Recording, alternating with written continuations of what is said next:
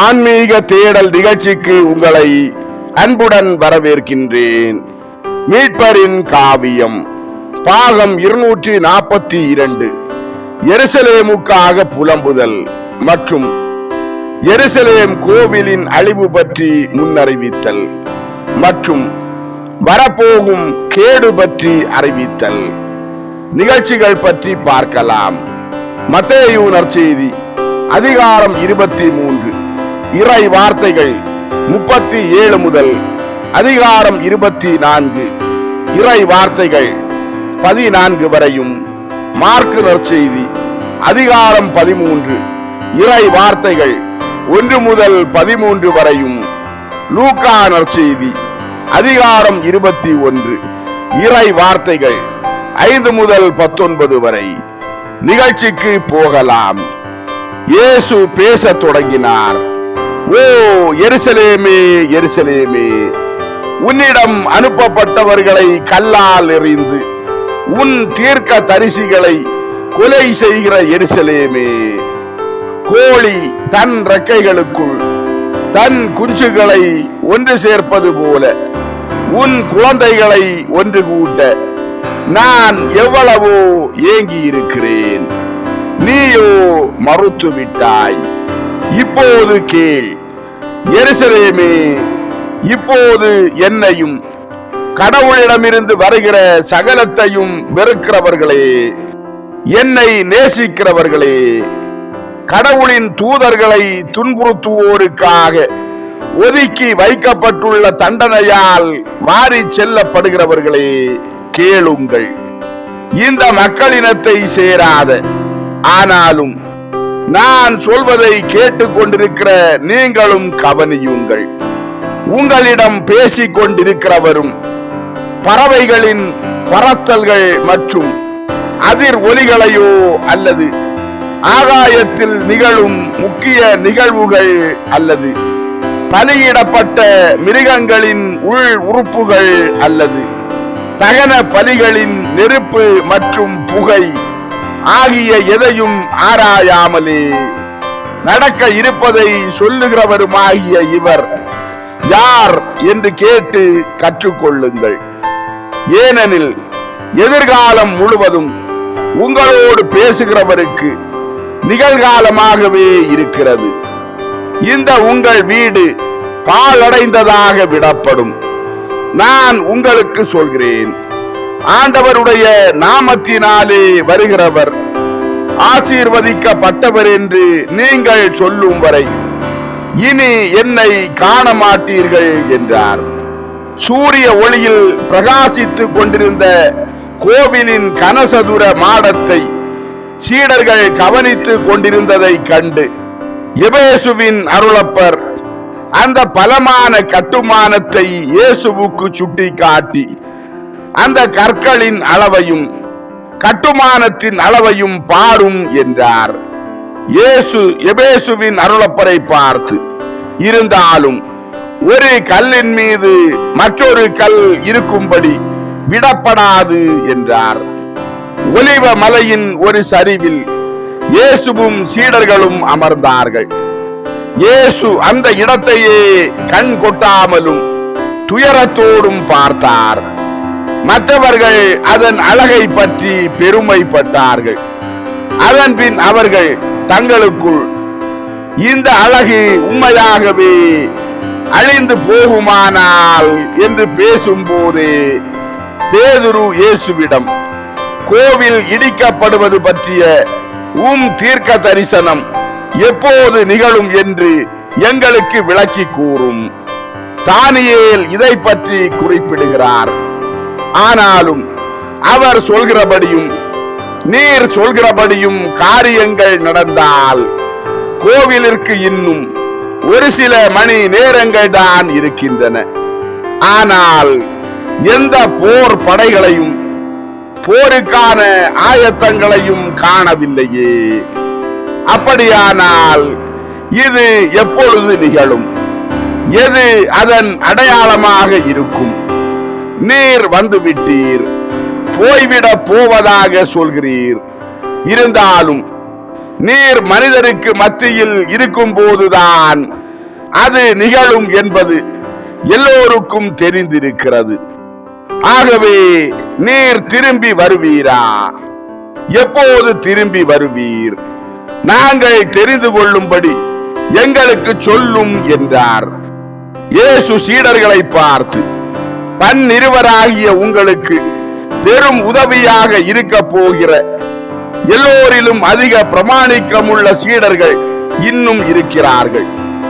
நீங்கள் எல்லோரும் என் பக்கத்தில் வாருங்கள் என்றார். எல்லோரும் இயேசுவின் பக்கத்தில் சென்றதும் இயேசு பேசத் தொடங்கினார். எதிர்காலத்தில் யாரும் உங்களை ஏமாற்றாதபடி பார்த்து கொள்ளுங்கள். நானே கிறிஸ்து, வேறு கிறிஸ்துக்கள் யாரும் இல்லை. ஆகவே அநேகர் வந்து உங்களிடம் நானே கிறிஸ்து என்று சொல்லி அநேகரை ஏமாற்றும் போது நீங்கள் அந்த வார்த்தைகளை நம்பாதீர்கள். அந்த வார்த்தைகளோடு சேர்த்து புதுமைகள் செய்யப்பட்டாலும் கூட அவற்றை நம்பாதீர்கள். பொய்மையின் தகப்பனும் பொய்யர்களின் பாதுகாவலனுமாகிய சாத்தான் கள்ள புதுமைகளை கொண்டு தன் ஊழியர்களுக்கும் தன்னை பின் செல்பவர்களுக்கும் உதவி செய்கிறான்.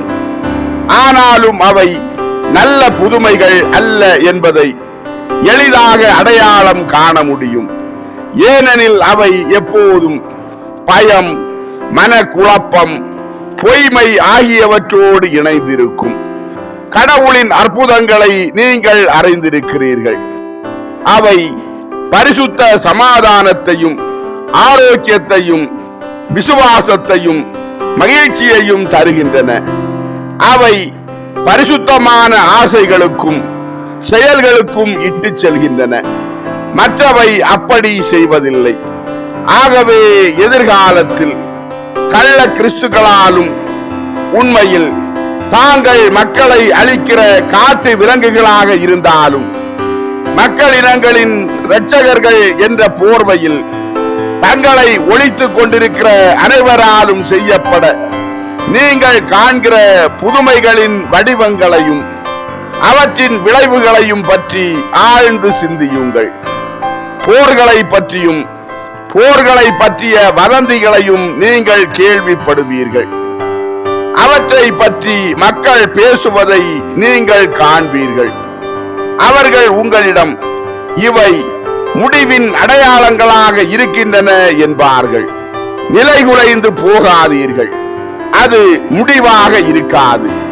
முடிவுக்கு முன் இதெல்லாம் நிகழத்தான் வேண்டும். ஆனால் அது இன்னும் முடிவாக இராது. மக்களுக்கு எதிராக மக்களும் ராஜ்யத்திற்கு எதிராக ராஜ்யமும் நாட்டுக்கு எதிராக நாடும் கண்டத்திற்கு எதிராக கண்டமும் எழும்பும். கொள்ளை நோய்களும் பஞ்சங்களும் பூமி அதிர்ச்சிகளும் பல இடங்களில் நிகழும். ஆனால் இவை எல்லாம் பிரசவ வேதனைகளின் துவக்கம் மட்டுமே. இவற்றிற்கு பிறகு அவர்கள் உங்களை கடும் வேதனைகளுக்கு உட்படுத்துவார்கள். தங்கள் துன்பங்களுக்கு நீங்கள் தான் காரணம் என்று குற்றம் சாட்டி என் ஊழியர்களை துன்புறுத்தி அவர்களை அழிப்பதன் மூலமாக தங்கள் துன்பத்தில் இருந்து வெளியே வந்துவிடலாம் என்று நம்பி உங்களை கொல்வார்கள். பாவிகளாகிய தாங்களே தங்களுக்காக சம்பாதித்துக் கொண்ட தீமைக்கு மற்றவர்கள் தான் காரணம் என்று அவர்களை எப்போதுமே மனிதர்கள் குற்றம் சாட்டுவார்கள். அவர்கள் கடவுளையும் உத்தம மாசற்ற தனத்தையும் உன்னத நன்மைத்தனத்தையுமே கூட தங்கள் துன்பங்களுக்கு காரணம் அவைதான் என்று குற்றம் சாட்டுகிறார்கள். உங்களுக்கும் இப்படியே அவர்கள் செய்வார்கள். என் நாமத்தின் நிமித்தமாக நீங்கள் வெறுக்கப்படுவீர்கள். அவர்களை தூண்டி விடுகிறவன் சாத்தானே. அநேகர் துர்மாதிரிகை அடைவார்கள். அவர்கள் ஒருவரை ஒருவர் காட்டி கொடுப்பார்கள், ஒருவரை ஒருவர் வெறுப்பார்கள். இவர்களையும் சாத்தானே தூண்டி விடுகிறான். அநேக கள்ள தீர்க்கதரிசிகள் எழும்பி அநேகரை ஏமாற்றுவார்கள். இவ்வளவு அதிகமான தீமைக்கும் சாத்தானே இன்னும் உண்மையான கர்த்தாவாக இருக்கிறான்.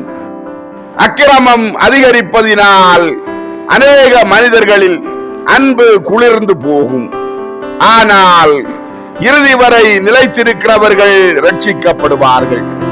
முதலில் கடவுளின் ராஜ்யத்தை பற்றிய இந்த சுவிசேஷம் சகல நாடுகளுக்கும் சாட்சியாக உலகமெங்கும் போதிக்கப்பட வேண்டும். அதன் பிறகே முடிவு வரும். இஸ்ராயேல் கிறிஸ்துவிடம் திரும்பி வரும். அது அவரை ஏற்றுக்கொள்ளும். என் போதகம் உலகம் முழுவதற்கும் போதிக்கப்படும். அன்பார்ந்தவர்களே, ஆன்மீக தேடல் மீட்பரின் காவியம் பாகம் 242 எருசலேமுக்காக புலம்புதல் மற்றும் எருசலேம் கோவிலின் அழிவு பற்றி முன்னறிவித்தல் மற்றும் வரப்போகும் கேடு பற்றி அறிவித்தல் நிகழ்ச்சிகள் இதோடு நிறைவடைந்தது. அடுத்த நிகழ்ச்சியில் உங்களை சந்திக்கும் வரை உங்களிடமிருந்து விடைபெறும் உங்கள் ஜான் பிரிட்டோ. ஆன்மீக தேடல் தொடரும். நன்றி.